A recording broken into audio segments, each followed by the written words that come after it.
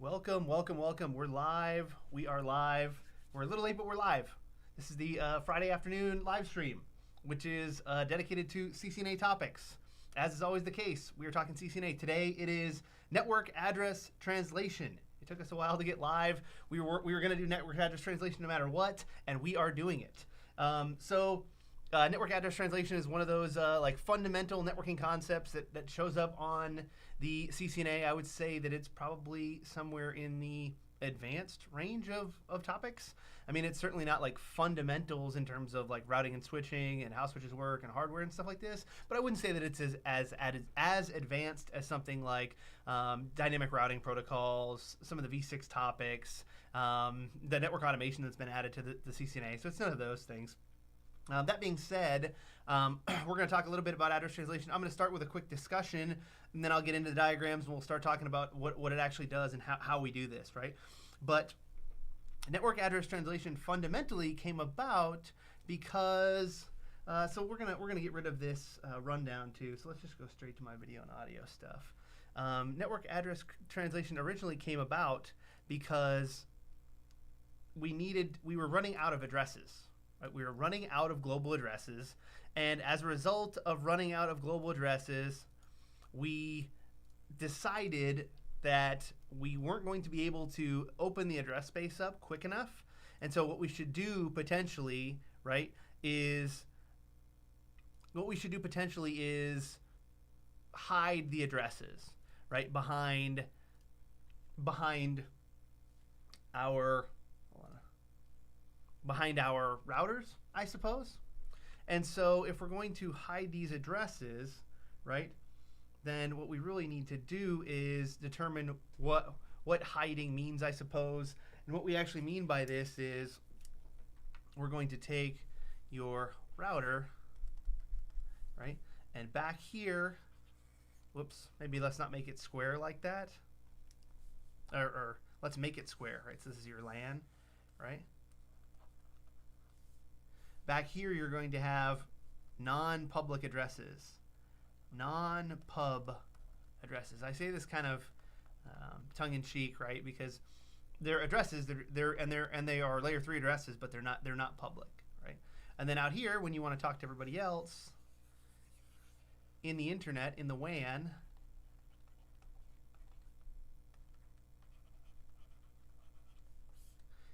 or the WAN, then you're going to have this public address here.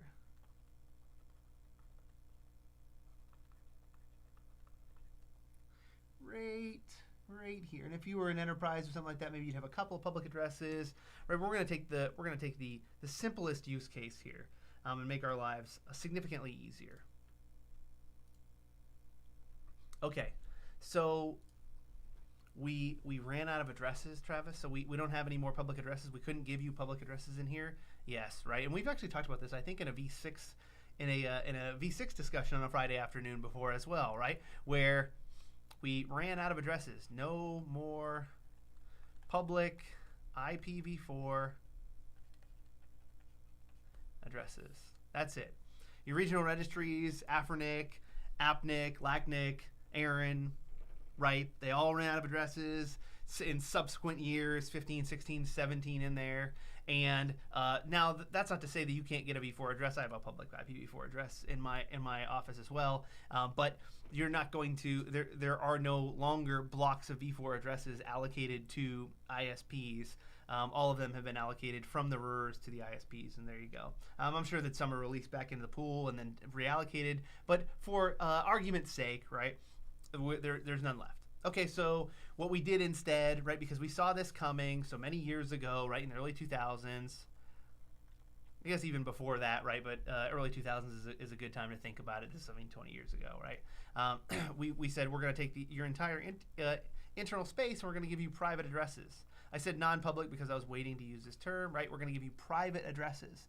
So what are these non-public addresses? Well, realistically, they're private address spaces. And there are some great examples of the private address space. I'll just give you two of my favorites here. 192.168.0.0/16. So this is an entire block. It's a Class B block of private addresses. Another example here would be 10.0.0.0/, 8. And this would be a Class A block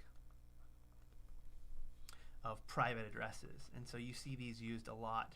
I would say a good rule of thumb, right, is that the 192.168 address space is used in smaller environments and the 10 address space is used in larger environments. That is absolutely not always the case, and it doesn't have to be, but I think that that's like, you know, a good indicator to you of like what type of environment you're in, right? If you're in a corporate environment and you see, or if you're in a corporate environment, you're not sure the size of the environment, but you see like the 10 network, you're like, oh, we're probably in a larger environment here, right? We're probably in a bigger corporate environment. That makes a little bit more sense. And if you go into, you know, a small office or something like this and you see the 192.168 address space, you're, you know, and you think you're in a smaller office and you see that space, you go, I'm probably in a smaller address space here.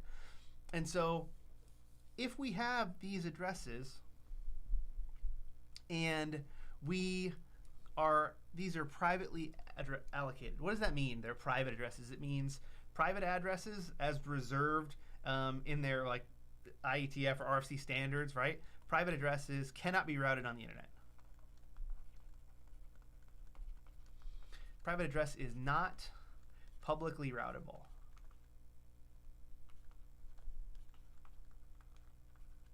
That's really what it means. It means this is not designed to go anywhere, not publicly routable. Okay, so if it's not publicly routable, and we're using this to save public address space, right? How do I get a public address?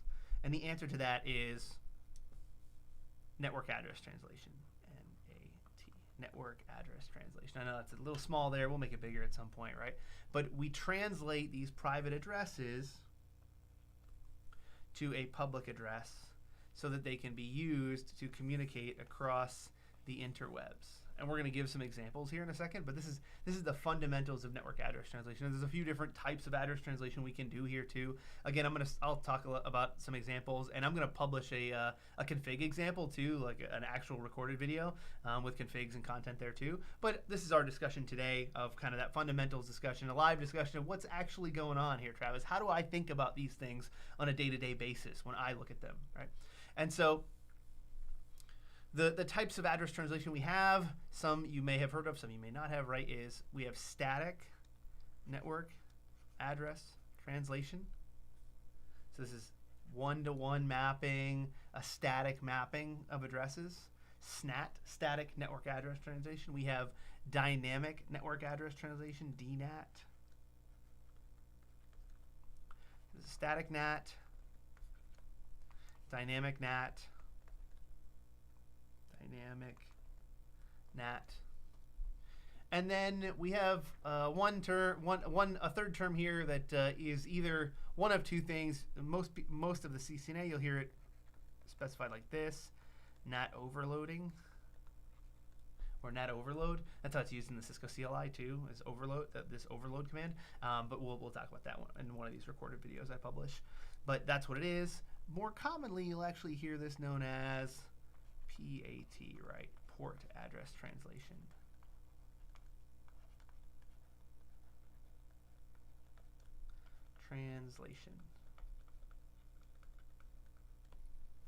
Yeah, port address translation.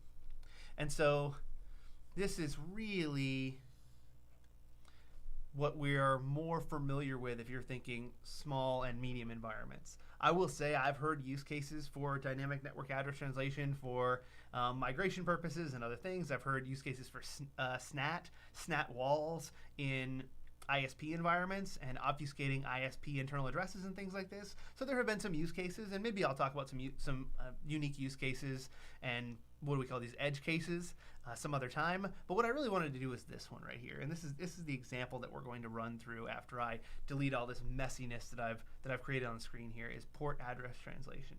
And what that really means is I map a bunch of internal addresses, right, to a single external address or a couple external addresses. So I overload this public address, 200.4.24.9 is the public address that my ISP has given me. This is just an example off the top of my head. This actually has a specific meaning to me, but maybe I'll explain it some other time. So this 200.4.24.9 address needs to allow all of these internal hosts to communicate, right? Every single one of these internal hosts here these PCs, these, I don't know, web server, whatever it is, has to communicate on the WAN with this address, because they all have private addresses. They have the .2, .3, .4, and they all have to use this address. And so this is why it's called NAT, address translation overloading, because I'm overloading this one address with multiple addresses. Let's back that up a little bit.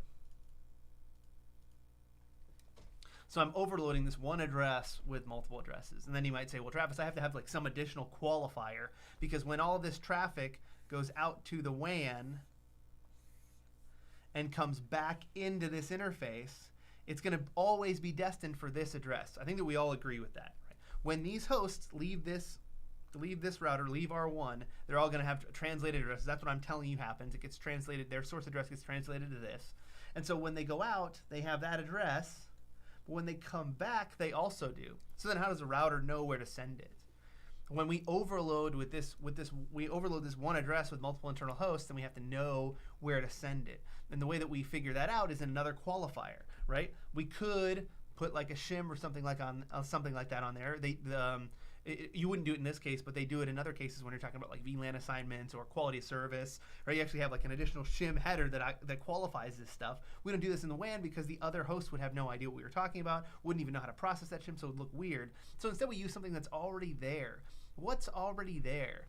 Well, if we keep going up the stack, there's a TCP header, right, or UDP header with port number.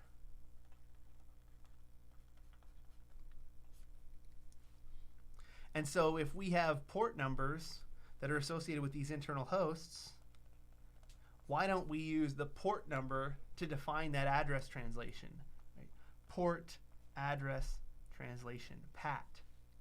And so what you actually do is we all share this address. So it'd be like everyone shares my name, my public name, Travis IQ, and then anybody who wanted to communicate over my public name on my YouTube channel as me, for example, will be Travis IQ1, Travis IQ2, Travis IQ3, but it would all be Travis IQ, and then I just have like additional qualifier. In that case, it's port number here.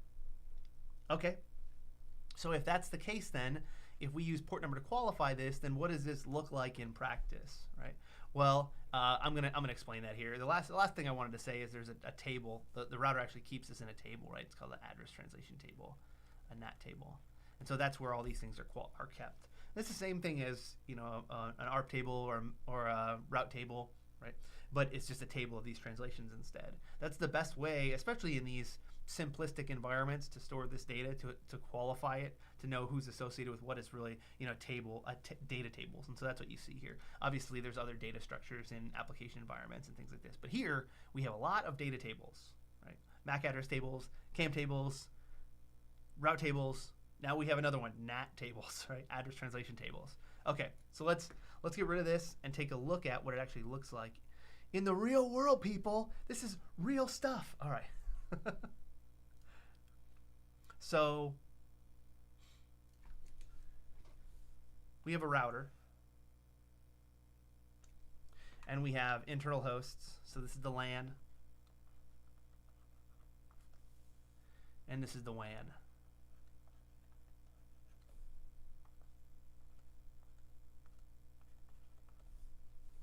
And in my LAN, I'm using a private address space.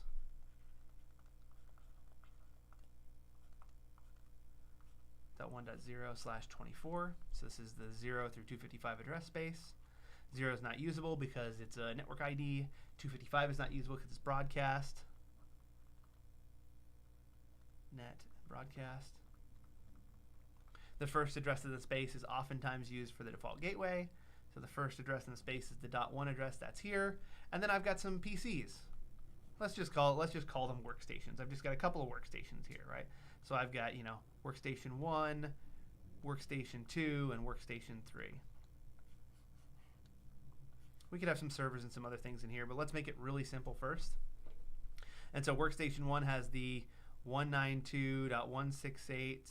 Whoa, 192. Let's make this a little better, shall we? Has the 192.168.1.2 address. Workstation 2 has the 192.168.1.3 address. and workstation 3, 192.168.1.104, just to make it unique here so that this looks a little bit more representative. And they are all wired to a switch here that is then connected to the router, and we're going to omit the switch here because it doesn't really matter, right? It's not going to do anything with these layer 3 or layer 4 headers, and so if it's not doing anything with the layer 3 or layer 4 headers, then we're going to omit it to make it more simple. I dislike it when people omit the switch and don't explain why, right? You just see it. You just see these connections like this, and you go, Travis, are they just all connected to one port? Like, what does this physically look like? They are not all connected to one port. There's a switch in there, but it really doesn't matter to us. We could draw a square switch and plug the switch into the Ethernet interface there, but it's just not going to make any difference because the switch isn't looking at layer 3 info anyways. So as far as the PCs and the routers are concerned for this discussion, the layer 3 info just goes straight to the router anyways. That's why we have it like this.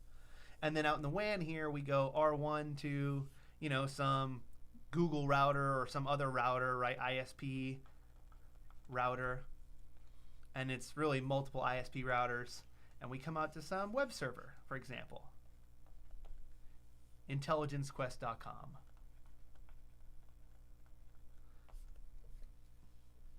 And so all three of these hosts are going out there for some different thing. They're looking for exam questions, or they're using some PDFs or things like that we posted there, right? And so they are querying the web server.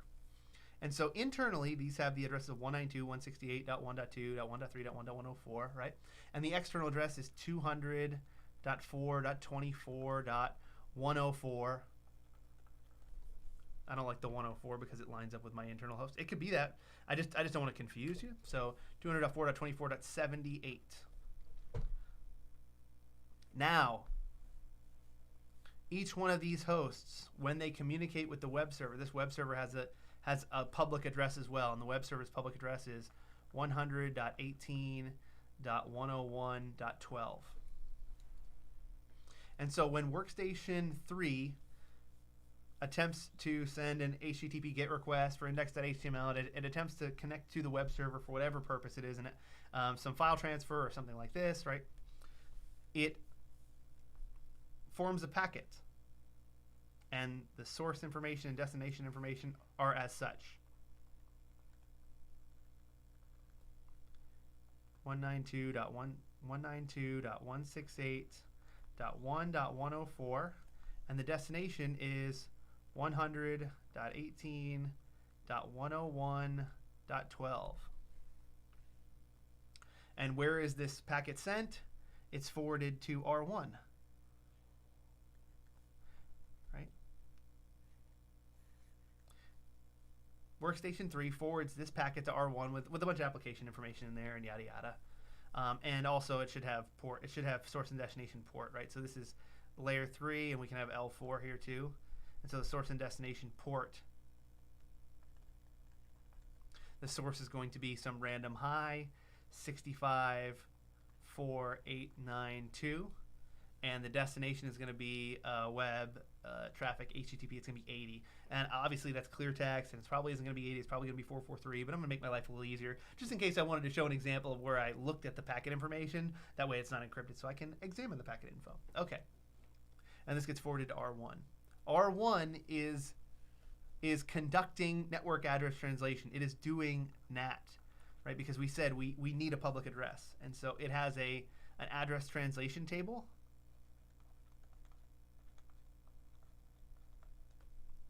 You could issue something like show IP NAT translations. You could show the translations in a Cisco iOS, and in the table, it's going to add an entry when this comes in. It says I'm going to translate the 192. Hold on. I'm going to translate the 192.168.1.104 address :64892. This is called a socket pair, right, with an IP address : a port number. And I'm going to translate that to 200.4.24.78 : 64892. And so now when this traffic, any traffic from the 192.168.1.104 with this source port enters R1, it's going to be forwarded out with the 200.4.24.78 address, so it can be publicly routed with a source port of 64.892. It's going to translate this source information on the way out. This is called the inside, right? So it was internal network, and this is outside, right? So we got to have some directionality too. When you make the configuration, like in the Cisco iOS, you actually have to define NAT inside versus NAT outside, so that the router knows which direction it's making these translations. But for now, again, I'm just defining it for you. Okay. So the traffic then, let's call it this traffic here. Let's call this traffic magenta. Right. So this is magenta actually. It goes like this. Then the traffic leaves R1, gets forwarded by the ISP router, not an R. And it gets forwarded on to the web server, right? And we already said the destination is 100.18.101.12 with a destination port of 80. Did that change? It actually did not change. It didn't change at all because the destination is the global destination. It would be like saying you're going to London and I'm changing London to Mexico City. Right? You can't do that. Those are global addresses. Those are global cities. I'm going from Boston to London, right? Those are two global addresses. That's what we're saying here. It's saying that I was using some local address inside, right? From Travis to London, and then someone translated Travis to Boston. That's where I'm coming from, and I'm going to London. Okay, not the greatest example, especially if I don't draw it out, but it just makes a little bit more sense if you think about kind of what this looks like in the physical world. So then, what happens? The web server decides to communicate back, and so the return traffic, let's call this in blue, it returns.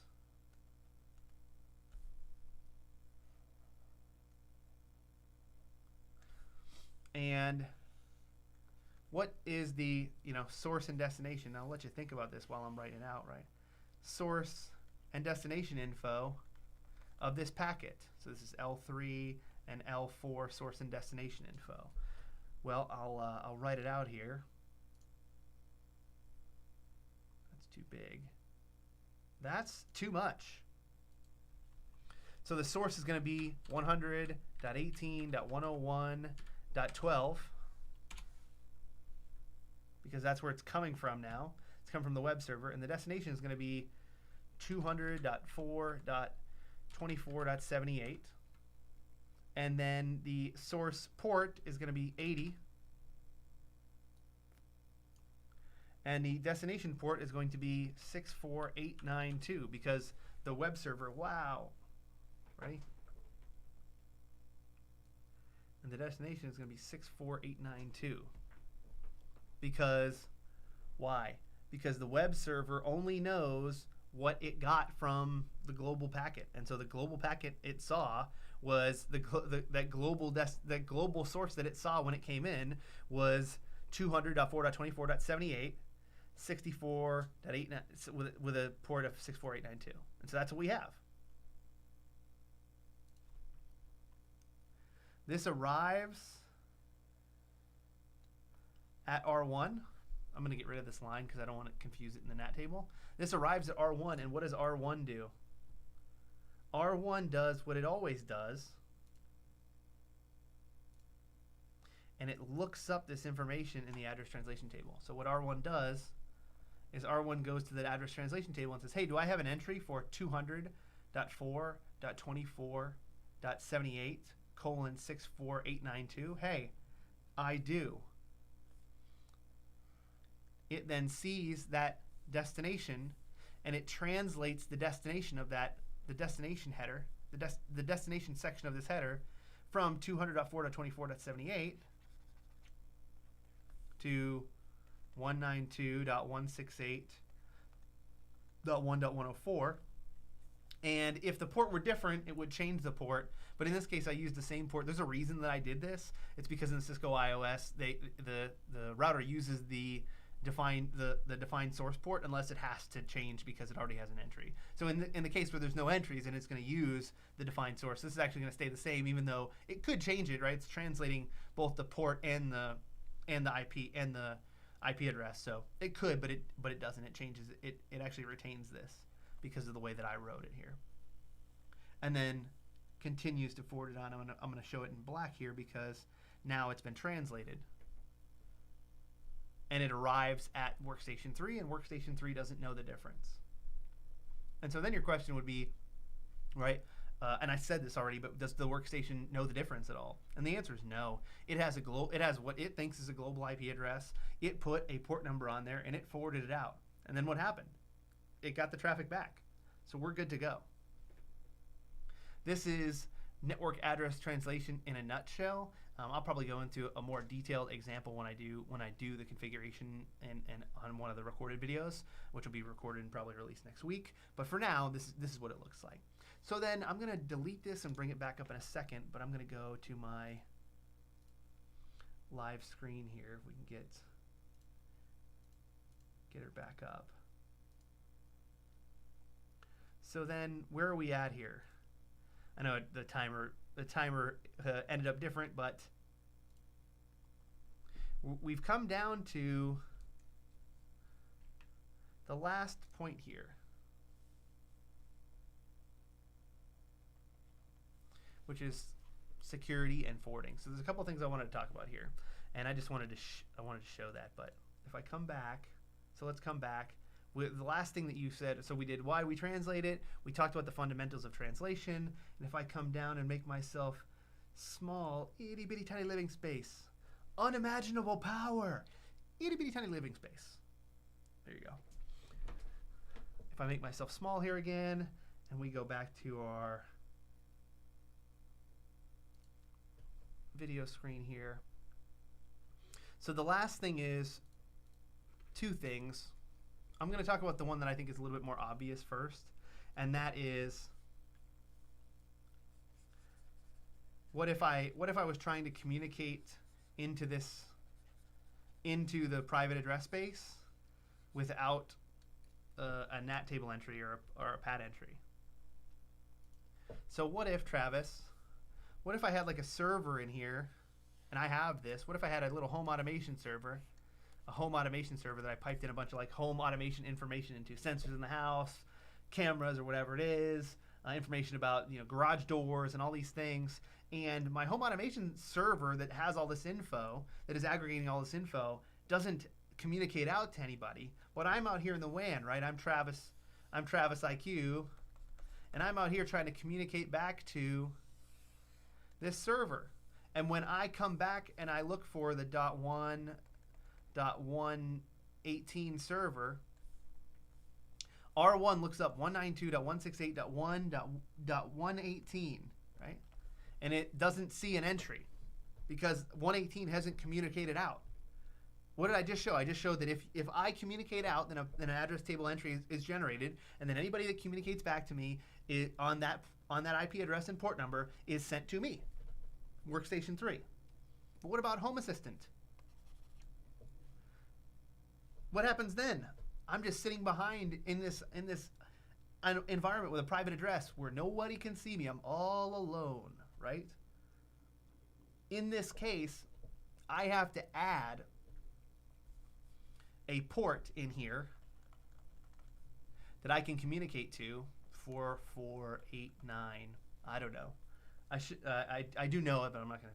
I mean, you can look it up what the Home Assistant default port is that it'll probably communicate over, right? And I'm going to forward this port, right? 200.4.24.78.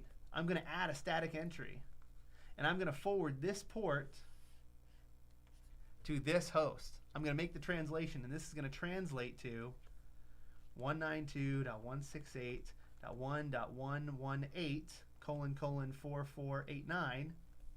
I'm going to add this in here. This is a term you may have heard, and this is a term associated explicitly with address translation. I suppose it could be used for some other things, but it is very commonly associated with address translation. It's called port forwarding.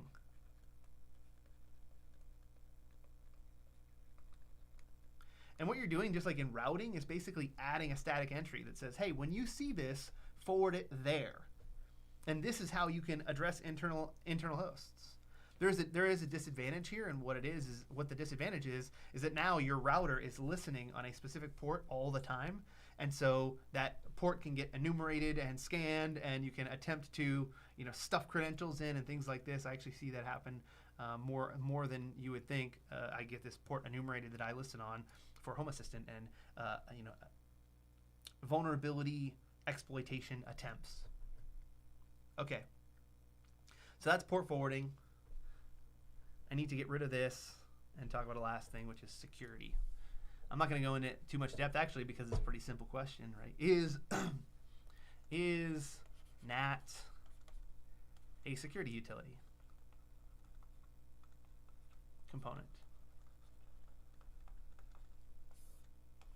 And most people will tell you no, right? I would tend to agree, right? And the common answer here is no, right? It doesn't do any filtering of traffic. It doesn't do any analytics. It doesn't prevent, hosts from communicating out. All it does is obfuscate your internal environment.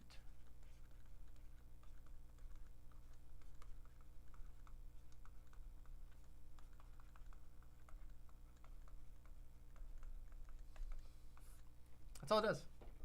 Obfuscates your internal environment. And so it's kind of, we would call this is a security concept that you want to avoid usually. Not that you don't want to use it, but you don't want to rely on it. It's not a reliable security concept. It's called security through obscurity.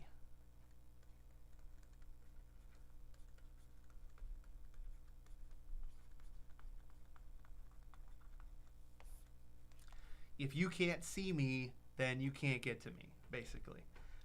If you're not prioritizing me, then who cares? Right? That's what you do at your home a lot, where you're probably not going to be the victim of ransomware or some other, targeted attack. The ransomware these days is targeted. Most of those big ransomware attacks.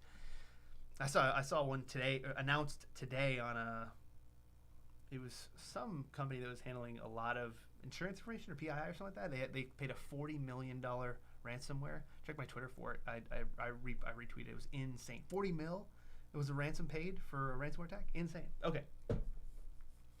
Security through obscurity is not a security tenant. And so if security through obscurity isn't a security tenant, then simply not being able to enumerate my internal host is not a security tenant either. I will say that it's more beneficial to you from a security perspective, I suppose, to obfuscate your internal environment with address translation like this. So it may be a reason that it still has stuck around, but in general, right, it's not considered one of your security pillars. And so if the question is this a contributing factor or contributing to my security posture, it's not, right? It's really something that we did, to save internal address space and to make, honestly, these days it makes internal addressing a little bit more logical because you can kind of see the space a little bit easier because everybody knows what the common address space is and what the common nomenclature is.